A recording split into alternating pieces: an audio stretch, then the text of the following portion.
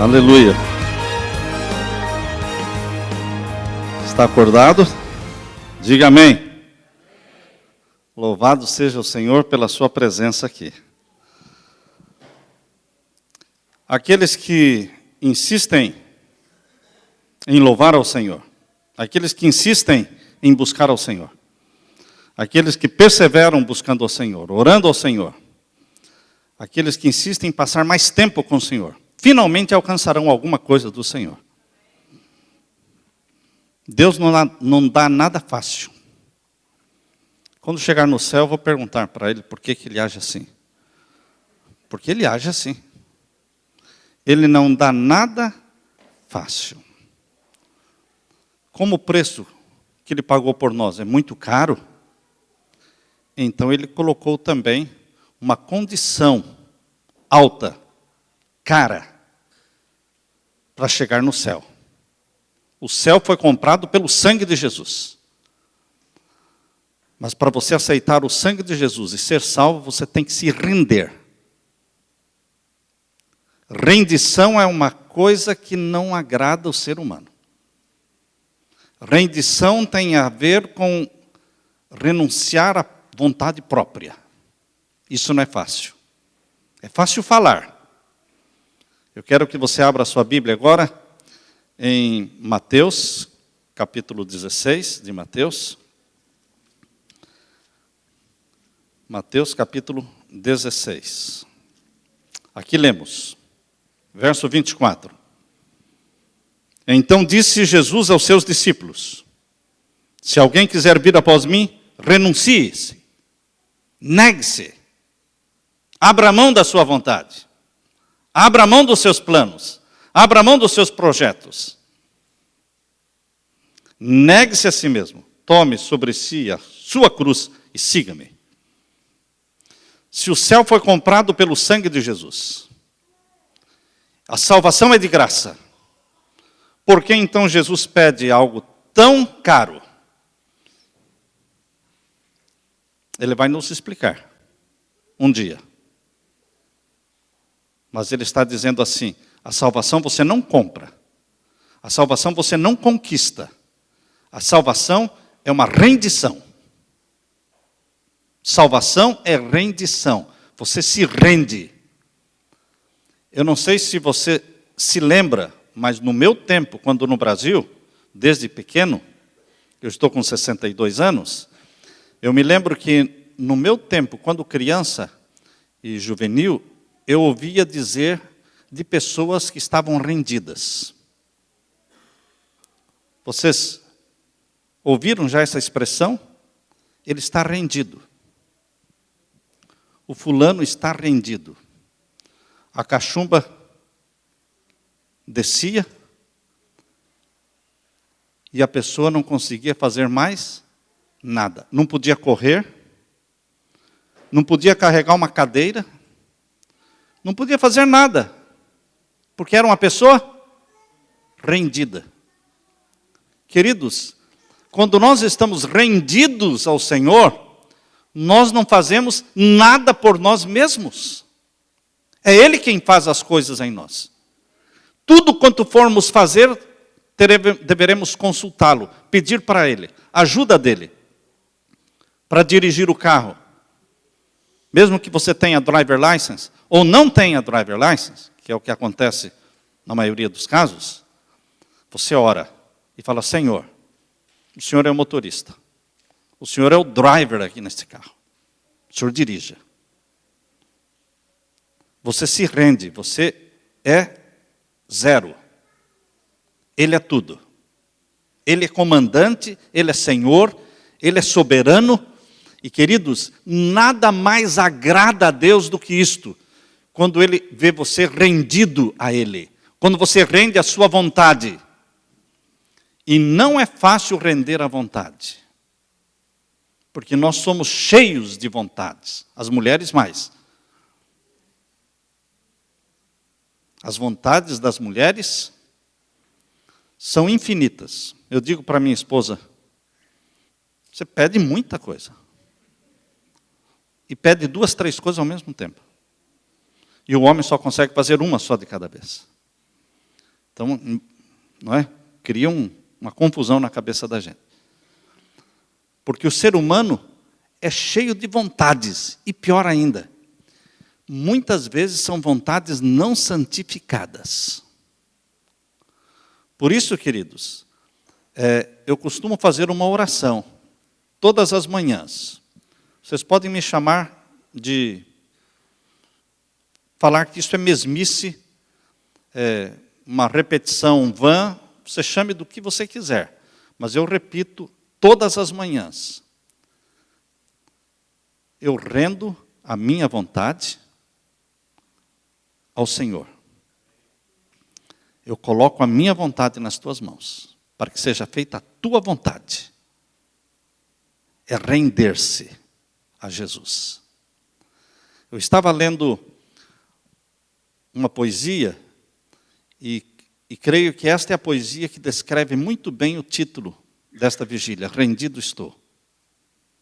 Esta poesia tem como título O Cão de Caça do Céu. Se você quiser, você entra online, aí na internet, coloca lá Cão de Caça do Céu, você vai encontrar. Foi escrita por Francis Thompson. E começa dizendo: dele eu fugi, noites e dias adentro, dele fugi. Pelos arcos dos anos, dele fugi. Pelos caminhos dos labirintos da minha própria mente, e no meio de lágrimas, dele me ocultei. Sob o riso incessante, por sobre esperanças panorâmicas corri. Lancei-me precipitado para baixo de titânicas trevas de temores abissais, para longe daqueles fortes pés que me seguiam após mim, mas com desesperada perseguição e com inabalável ritmo, deliberada velocidade, majestosa urgência, eles marcavam os passos e uma voz insistia, mais urgente que os pés, dizendo: todas as coisas me levam a ti. Eu sou cativado, queridos, por essa ideia de perseguição divina. E diante desta perseguição divina, só existe uma solução: render-se. Rendição. Porque Deus começou perseguindo o homem lá no Jardim do Éden, quando buscou e procurou por Adão e disse: onde estás? Onde estás? E finalmente Adão teve que dizer: Senhor, estou aqui. Deus começou procurando o pecador no Jardim do Éden, e Deus está procurando o pecador até hoje, correndo atrás. Ele corre atrás. E nós insistimos em fugir. Tornamos-nos fugitivos do amor e da graça do nosso Senhor Jesus. Mas o amor e a graça do nosso Senhor Jesus, eles são comparados a um cão de caça celestial, que nos persegue insistentemente. Subimos montanhas, descemos para os vales, nos escondemos atrás das árvores, entramos nos botecos, entramos nas casas, nos escondemos atrás da internet, nos escondemos através dos filmes, mas o amor de Deus está nos incomodando, está nos perseguindo, e Deus não vai desistir desta corrida louca atrás de você, enquanto você não se render, porque o amor de Deus é eterno. Eu li sobre Saulo de Tarso, um fugitivo. Saulo de Tarso, que um dia na sua fuga desesperada de Jerusalém para Damasco, estava buscando cristãos para matar, mas na realidade ele estava fugindo de um homem chamado Jesus. E naquela fuga desesperada, a graça divina o alcançou. Correu mais do que o cavalo dele. E o derrubou do cavalo. E o jogou no chão. E ele agora de costas no chão, ele levanta os olhos e diz: quem é, Senhor? Quem és? Abra sua Bíblia, em Atos capítulo 9. Veja a rendição de Saulo de Tarso a Jesus. Salvação pode ser muito bem definida como rendição. Você não conquista a salvação, você não compra a salvação, porque a salvação é render-se, é deixar de brigar com Deus, é deixar de fugir do amor dele. os ímpios, que não tem ninguém orando por eles, aqueles que nunca conheceram a luz da verdade, a luz do Evangelho, às vezes curtem muito a vida de pecados. Mas você, jovem, que está andando afastado de Jesus, andando pelas quebradas da vida e da noite, eu digo, você não tem paz. Você não tem paz. Porque tem alguém orando por você e tem um cão de caça celestial correndo atrás de você. E ele não desiste, porque mesmo que um pai e uma mãe morram orando pelo filho, esta oração, Jesus toma esta oração e continua esta oração, e a perseguição continua. Até que você vai se render. Depois de sofrer tanto, você vai descobrir que não valeu nada correr tanto, porque você teve que se render. Ou você se rende, ou você se rende. Aqui em Atos capítulo 9, versos 1 em diante, diz assim: Saulo, respirando ainda ameaças e mortes contra os discípulos do Senhor, dirigiu-se ao sumo sacerdote e pediu-lhe cartas para Damasco, para as sinagogas, a fim de que se encontrasse alguns dele, daquela seita, quer homens, quer mulheres, os conduzisse presos a Jerusalém. E indo no caminho, aconteceu que, chegando perto de Damasco, subitamente o cercou um resplendor de luz do céu. É o cão de caça celestial, que alcançou aquela cavalaria, alcançou o cavalo onde estava Saulo. É uma luz tão ofuscante que todos pararam. E caindo em terra, Saulo ouviu uma voz que lhe dizia: Saulo, Saulo, por que me persegues? E ele disse: quem é, Senhor? E disse o Senhor: eu sou Jesus, a quem tu persegues. Mas eu estou perseguindo você. Tu me persegues, matando os meus irmãos. Mas eu estou perseguindo você. Eu alcancei você. E agora vem um dos versos mais difíceis na Bíblia de entender. Para poder entender, eu tive que buscar dicionários. Eu não sei se você já entendeu este verso. O finalzinho do verso 5. Duro é para ti recalcitrar contra os aguilhões. O que quer dizer isso? Difícil de entender esse verso. Ou a minha capacidade é tão pequena que para mim foi difícil. Se para você está sendo fácil, eu admiro. Palavras da boca de Jesus para Saulo. Vamos repetir? Duro é para ti recalcitrar. Para começar, recalcitrar é uma coisa que não se usa, não é? O que é isso, recalcitrar? Contra os aguilhões. Eu fui procurar as traduções e eu entendi assim: é duro você dar coices na ponta de ferro. Sabe quando o soldado, o policial chega para você colocar a algema e você começa a resistir? Quando você resiste, o que eles fazem? Eles vão partir para a violência. Eles vão te jogar no chão. Eles vão ferir o seu braço, porque eles vão segurar com tanta força e vão meter aquelas algemas no seu braço. Você vai se machucar, porque você está resistindo. E quanto mais você resistir o amor e a graça do meu Senhor Jesus, mais você vai sofrer, mais você vai sangrar, mais você vai se angustiar. E quem é mais forte vence. E Jesus é o mais forte. Satanás é um derrotado. Satanás é um poder vencido. E é melhor você, meu querido irmão, se render. Sofra menos. Sofra menos. Diga para Jesus, como Saulo disse: o que queres que eu faça, Senhor? O que queres que eu faça? Deixe de dar chutes contra os aguilhões de ferro, se machucando, se ferindo. E o que é que Jesus continuou falando? E aqui no verso 6 diz assim: e ele, tremendo e atônito, disse: Senhor, vocês entenderam? Vocês acham que Saulo entendeu quando Jesus falou isso para ele? Ele entendeu.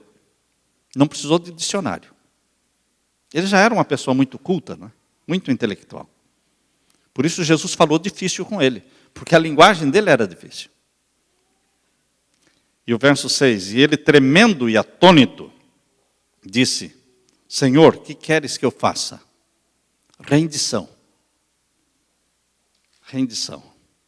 E a melhor palavra para salvação é rendição. O que queres que eu faça? E disse-lhe o Senhor: levanta-te e entra na cidade, e lá te será dito o que te convém fazer.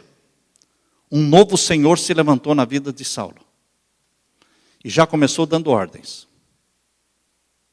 Deus dá ordens. Muitas vezes nós apresentamos Deus como alguém suplicando. Pedindo, suplicando, não. Deus dá ordens. Ele é Senhor. E nós faremos bem em atender às ordens do nosso Senhor. Entra na cidade. E Saulo se levantou da terra e, abrindo os olhos, descobriu que estava cego. Esteve 3 dias sem ver. E não comeu e nem bebeu. Por que Deus dramatiza estas coisas? 3 dias sem ver. Precisava isso? Saulo já tinha se rendido. Mas uma lição bem aprendida dura para sempre. E Deus quer que a lição seja bem aprendida. Por isso Ele nos humilha, porque cair do cavalo no meio de todo mundo não é simplesmente tropeçar. Quando você tropeça, você já olha para todos os lados para ver se alguém viu. Não é verdade? Quando você cai, você cai e se machuca, mas se levanta na hora, fazendo de conta que não se machucou nada. Você, não foi nada, não foi nada. Está morrendo de dor, como é que não foi nada? Porque é humilhante cair, tropeçar. Mas Saulo caiu do cavalo, imagine. Se machucou. E ficou caindo em terra. E além disso, Deus deixou cego. Para que marcasse bem na vida de Saulo aquela experiência de rendição. Nunca mais Saulo foi o mesmo, porque ele tornou-se um homem rendido, sem vontade própria. Sem vontade própria. Paulo começou agora a dizer: não mais eu vivo, mas Cristo vive em mim. Para mim, o viver é Cristo e o morrer é lucro. Para mim, o morrer é lucro. E o verso 11, leia na sua Bíblia, aí em Atos capítulo 9, verso 11, diz assim: disse-lhe o Senhor: levanta-te e vai à rua chamada direita, e pergunta em casa de Judas por um homem de Tarso chamado Saulo, pois eis que ele está orando. E numa visão ele viu que entrava um homem chamado Ananias e punha sobre ele a mão para que tornasse a ver. E respondeu Ananias: Senhor, há muitos ouvi acerca deste homem, quantos males tem feito aos teus santos em Jerusalém. E aqui tem poder dos principais dos sacerdotes para prender a todos os que invocam teu nome. Disse-lhe, porém, o Senhor: vai. Deus dá ordens. Lembre-se que Deus é Senhor daqueles que o aceitam como Salvador. Todos os que aceitam como Salvador, Ele se torna Senhor. E Ele dá ordens. E nós temos que obedecer. Temos que obedecer. Isso não é opcional. Se você tem a Jesus como Salvador, você tem que obedecer o Senhor. Ele não aceita outra coisa senão a obediência. Por isso ele disse para Ananias: vai, porque este é para mim um vaso escolhido para levar o meu nome diante dos gentios e dos reis e dos filhos de Israel, e eu lhe mostrarei quanto deve padecer pelo meu nome. Paulo, agora um homem rendido, ele foi quem mais padeceu pelo nome de Jesus. Mais do que qualquer outro apóstolo. E Ananias foi e entrou na casa, impondo-lhe as mãos, disse: irmão Saulo, o Senhor Jesus, que te apareceu no caminho, por onde vinhas, me enviou para que tornes a ver e sejas cheio do Espírito Santo. E logo lhe caíram dos olhos, como que umas escamas, e recuperou a vista. E levantando-se, foi batizado. Queridos, a rendição ocorre geralmente no momento de vergonha. Deus cria situações em que você passa vergonha, você é humilhado, às vezes numa doença, às vezes num câncer. Você está lá sem ação. Sem ação. Esses dias, tentando visitar alguém, ele disse: não venha ninguém não. Fala para a igreja que não venha ninguém, porque eu me sinto mal, eu estou sentindo tanta dor e gemendo tanto que eu me sinto mal, as pessoas entram aqui. É humilhante. Entende? É humilhante. Você fica sem ação nenhuma. Mas são nestes momentos que nós nos rendemos. A tradição judaica diz que Manassés, um rei, filho de um rei muito bom, Ezequias, um rei muito bom, teve um filho que foi uma peste. Manassés se tornou um monstro. Não dá para saber como é que um pai tão bom, o rei Ezequias, teve um filho tão ruim. Abra sua Bíblia em 2 Reis, capítulo 21. 2 Reis, capítulo 21. Capítulo 21, versos 2 a 7. 2 Reis, capítulo 21, e os versos 2 a 7. Aqui lemos. Falando de Manassés, filho de Ezequias, e fez o que parecia mal aos olhos do Senhor, conforme as abominações dos gentios que o Senhor desterrara de suas possessões de diante dos filhos de Israel. Tornou a edificar os altos que Ezequias, seu pai, tinha destruído. O pai destruiu os altares a Baal, a Satanás, ele foi lá reconstruir os altares. Rebelde, uma rebelião aberta contra Deus e contra o pai.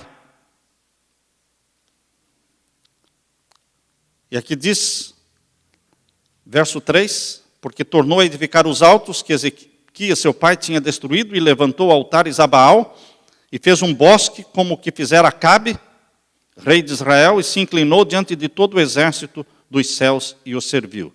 E edificou altares na casa do Senhor, de que o Senhor tinha dito em Jerusalém: porei o meu nome. Também edificou altares a todo o exército dos céus, para a lua, estrelas e sol, enfim, e em ambos os átrios da casa do Senhor.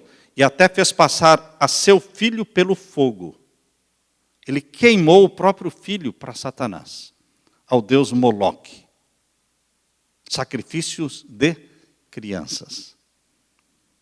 E adivinhava pelas nuvens, ele era feiticeiro. Satanista, queimando seu próprio filho para Satanás. E era feiticeiro, bruxo, adivinhava pelas nuvens, era goureiro, instituiu adivinhos e feiticeiros e prosseguiu em fazer mal aos olhos do Senhor para o provocar a ira. A intenção dele era provocar a ira de Deus, um homem revoltado contra Deus. E Deus deixa a pessoa ir fazendo, vai fazendo, vai fazendo, vai fazendo, vai aprontando. Vai blasfemando de Deus, vai pecando contra Deus, vai envergonhando o nome de Jesus, e vai, e vai.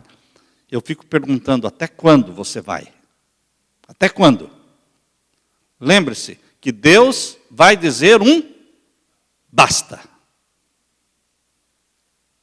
Deus vai dizer basta. Porque Ele quer salvar você. E vai chegar um momento em que Ele vai permitir uma situação vergonhosa, uma situação humilhante, uma situação em que você vai ficar rendido, sem ação, e então você vai ter que falar: Senhor, que queres que eu faça. E quando chegar este momento, Jesus dirá, yes, é isso que eu queria.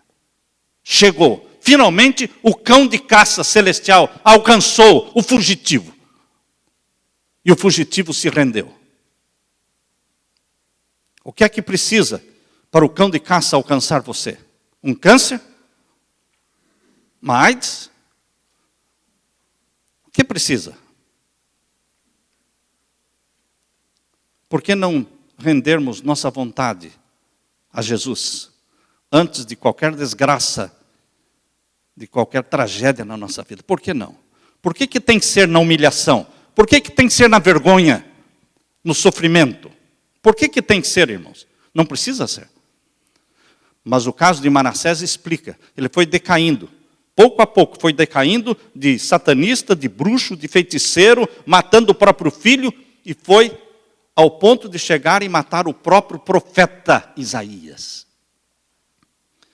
Eu creio que quando Manassés matou o profeta Isaías, serrando-o no meio, pegou uma serra e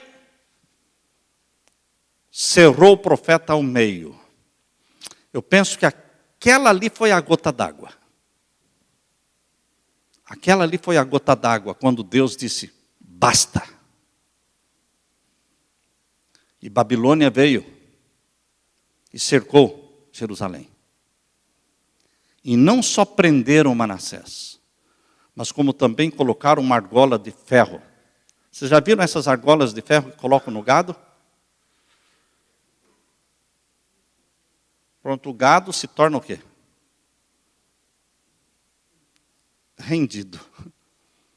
Onde você, até uma criança pode puxar, porque dói, não é? Eles colocaram uma argola de ferro nele e o puxaram, o arrastaram de Jerusalém até Babilônia, andando. Foi de carro não, foi caminhando, com uma argola de ferro. Eu imagino quantas orações este Manassés não fez de Jerusalém até Babilônia, irmãos. Ele teve muito tempo para orar. Muito tempo para orar. E chegando em Babilônia, ele ficou 12 anos preso. O cão de caça alcançou. O cão de caça do céu alcançou Manassés. É bem provável que o rei Ezequias, o pai de Manassés, quando morreu, é bem provável que Ezequias morreu orando pelo filho. Porque Deus não desistiu do filho. Porque Deus só abençoa os filhos por amor aos pais. Lembrem-se, meu irmão. Deus só abençoa os filhos por amor aos pais. A Bíblia diz claramente, Deus abençoou a Isaac por amor a Abraão. E Deus abençoou a Jacó por amor a Isaac. E Deus abençoou a José por amor a Jacó. E Deus abençoou o seu filho por amor a você. Certamente Ezequias morreu orando pelo filho. E o filho se tornou um satanista e um bruxo. Mas a oração não morreu. Ezequias morreu, mas a oração não morreu, porque oração não morre. Seres humanos morrem, orações não morrem. As orações que Estevão fez quando apedrejado, aquela oração não morreu com Estevão. Ela continuou viva e não saía mais aquela oração dos ouvidos de Saulo. E Saulo, quando queria dormir e fechava os olhos para dormir, vinha na galeria da sua mente aquela voz, a voz de Estevão dizendo, Pai, perdoa-lhes. Eles não sabem o que estão fazendo. Não lhes imputes este pecado. E Saulo foi perseguido e perseguido até que ele se rendeu. Manassés estava sendo perseguido pelo cão celestial. O cão de caça do céu. E agora eu quero ler para vocês. A tradição judaica diz que Manassés matou o profeta Isaías. E o livro de Reis aqui, de 2 Reis, não conta o final da vida dele. Mas quando você vai lá em 2 Crônicas, capítulo 33, abra sua Bíblia agora no segundo livro de Crônicas, capítulo 33. Vamos ler agora o segundo livro de Crônicas, capítulo 33, e os versos 11 em diante. Abriram aí? Segundo livro de Crônicas, capítulo 33, versos 11 em diante. Pelo que o Senhor trouxe sobre eles os príncipes do exército do rei da Síria, os quais prenderam a Manassés entre os espinhais e o amarraram com cadeias e o levaram à Babilônia. E ele, leiam este verso 12, e ele, angustiado, orou deveras ao Senhor seu Deus, e humilhou-se muito perante o Deus dos seus pais. Orou e humilhou-se muito. Cada passo que ele dava, ele se humilhava, pedia perdão, pedia misericórdia. E Deus não aguenta ouvir alguém pedindo perdão. Deus não aguenta. Deus perdoa. Deus perdoa. Por pior que seja o caso, por maior que seja o bandido, se aquele miserável clamar perdão, ele vai receber perdão. E a gente vai ter que viver com ele no céu. Já pensou nisso? Não tem casos em que você torce para que a pessoa não peça perdão? Verdade? É. Tem gente que é tão monstro, é tão satânico, que você pensa assim, bom Senhor, esqueça essa pessoa. Esqueça essa pessoa. Eu já desisti dela. Eu quero que se perca mesmo. Mas não. Se esta pessoa lá na cadeia levantar os olhos para o céu e pedir perdão, a graça divina o apanha. Ele é rendido. Isso aconteceu com Manassés. Vejam agora o verso 13. Ele fez oração e Deus se aplacou com ele. Que Deus é esse? Que Deus é esse? Tem aqui dentro, ou alguém me ouvindo pela internet, que fez pior do que Manassés fez? Eu não acredito. Nem os 2 homens bombas aí de Boston, eles não fizeram pior do que isso. Porque Manassés matou o profeta do Senhor, cerrou no meio, a sangue frio, queimou o filho para Satanás. Queridos, mas Deus se aplacou com ele.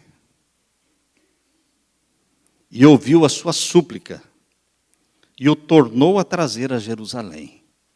Depois de 12 anos preso, ele voltou para Jerusalém. Ao seu reino, ele recuperou o reino, voltou a ser rei em Jerusalém.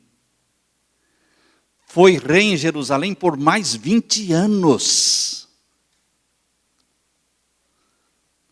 Isso é graça, irmãos. Eu não tenho outra explicação. Eu não consigo explicar melhor a graça divina, este cão de caça celestial que corre atrás de você até alcançá-lo. Essa é a melhor ilustração. Deus não somente perdoou, mas restaurou o reino. E ele voltou a ser rei em Jerusalém. Agora vejam, o verso 14. O finalzinho do verso 13. Então conheceu Manassés que o Senhor era Deus. Demorou, mas ele descobriu que Deus é Deus. Quando é que você vai descobrir, meu querido jovem, meu querido irmão? Quando é que você vai descobrir que Deus é Deus? E que Deus não desiste? E você está dando murro em ponta de faca. Recalcitrando contra o quê? Os aguilhões. Dando murro em ponta de faca. Essa é a expressão mais fácil de entender. Sangrando sua mão. Desperdiçando a sua vida. Porque não adianta. Você não vai ser feliz. Você não vai ter paz. Quantas vezes nós pais não oramos assim: Senhor, que o Senhor não dê paz para o meu filho, que o Senhor não deixe ele ter paz, que o Senhor perturbe a vida dele, que seja uma desgraça a vida dele, enquanto ele não se voltar para Jesus. E muitos ficam pensando: por que para mim dá tudo errado? Lógico, com uma oração dessa, mas é para dar errado mesmo. Graças a Deus, deu tudo errado na vida do filho pródigo, irmãos, graças a Deus. Graças a Deus acabou o dinheiro. Graças a Deus acabou o dinheiro do filho pródigo. Graças a Deus pelo dinheiro que faltou. Graças a Deus pela doença que veio. Graças a Deus pelo acidente que aconteceu. Porque foi assim que o amor e a graça divina alcançou. E você se rendeu. Mas eu pergunto, precisa chegar a esse ponto? Será que não dá para sermos um pouco mais inteligentes? E aprender com a experiência de Manassés? Por que dar tanta cabeçada? Por quê? Agora ele tentou recuperar o tempo que ele perdeu, irmãos. O capítulo 33, verso 15, diz assim: E Manassés tirou da casa do Senhor os deuses estranhos e o ídolo, como também todos os altares que tinha edificado no monte da casa do Senhor e em Jerusalém, e os lançou fora da cidade. Reparou o altar do Senhor e ofereceu sobre ele ofertas pacíficas de louvor, e mandou a Judá que servisse ao Senhor, Deus de Israel. Mas ainda o povo se sacrificava nos altos, mas somente ao Senhor, seu Deus. Ele tentou restaurar aquilo que ele fez de errado. Quando a gente se rende a Deus, a gente não somente é salvo, mas a gente começa a salvar os outros. A vontade de Manassés agora era exaltar o nome de Deus e fazer com que as pessoas adorassem a Deus. Eu estava lendo a história de um homem chamado Jeffrey. Eu vou contar essa história para vocês, e vocês vão sentir o que eu senti. Que esse cara fosse queimado no fogo do inferno. Eu senti isso. Eu vou ler a história e me fale se você não vai sentir a mesma coisa. Jeffrey Dahmer. Quando eu penso na graça divina, eu penso em Manassés, eu penso também nesse Jeffrey. Ele confessou ter matado 17 adolescentes. Quantos? 17. Cortando alguns dos corpos em pedaços. Tendo sexo com os cadáveres. Comendo parte desses corpos. Isso acontece sempre no satanismo. Religião que se tornou oficial aqui nos Estados Unidos em 1985. Quando Jeffrey Dahmer foi morto no centro de correção Columbia, em Wisconsin, todos tinham a convicção de que Dahmer tinha um lugar certo no inferno. Sem dúvida nenhuma. Mas um jornalista escreveu num jornal um fervente apelo aos poderes das trevas. E o jornalista escreveu no jornal: por favor, levem Jeffrey Dahmer. Pedindo para o reino das trevas levarem este homem.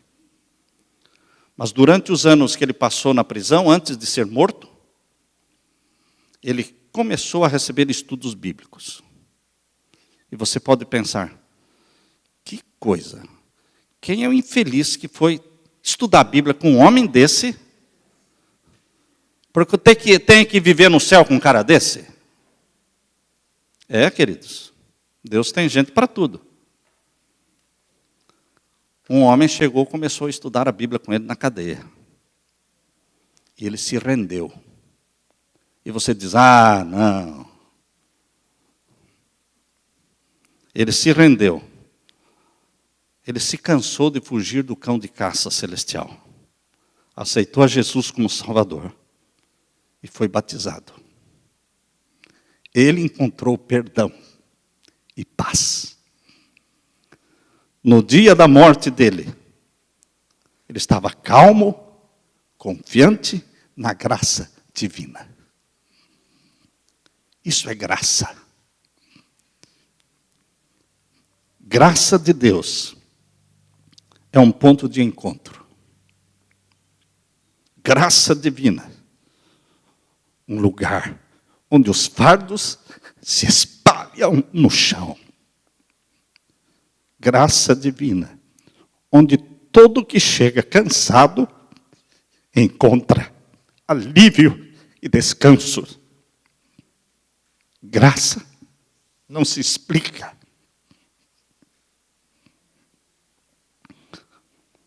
A graça é a cruz. A morte era a minha sentença. Mas agora eu sou livre em Jesus. Graça, simples assim. Perdão se recebe. Pecado não se explica. Pecado se paga. E Jesus pagou por mim. Você, meu irmão, vai continuar fugindo do cão de caça celestial? Ou você vai se render dizendo, rendido estou, Senhor. O que queres que eu faça? O que queres que eu faça? Eu quero neste momento orar com aqueles que querem se render a Jesus. E falar, Senhor, eu tinha tantos projetos, mas agora o meu projeto é o céu. É fazer a tua vontade.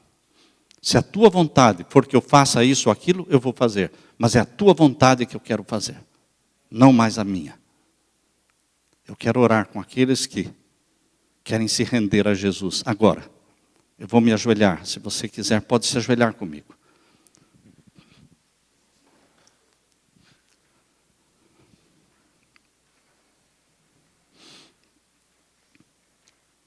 Pai Santo, maravilhoso cão de caça celestial, que nos persegue, que corre atrás de nós. Quando fugimos desta tua graça, no meio da escuridão da noite, em lugares onde os anjos se negam a entrar, mas a tua graça entra. A tua graça entra. Pai querido, nós queremos nos render ao Senhor. Render nossas vontades não santificadas. Render nossos projetos egoístas e dizer como Saulo, o que queres que eu faça, Senhor? O que queres que eu faça? Mostra para mim e para os meus jovens, para os teus filhos, mostra para todos nós que estamos rendidos na tua presença, ajoelhados, a tua vontade, o sonho que o Senhor tem para nós. Quão bom e quanto bem o Senhor pensa a nosso respeito. Pai eterno, bendita seja a graça divina que salvou Manassés, que salvou Jeffrey Dahmer. Nós nos regozijamos na tua graça. Que todos aqui não se sintam perdidos, porque a graça chegou aqui. E graça não se explica. A graça é a cruz. Pai eterno, derrama sobre nós o Espírito Santo e aceita a nossa rendição, pois é feita em nome de Jesus. Amém, Senhor.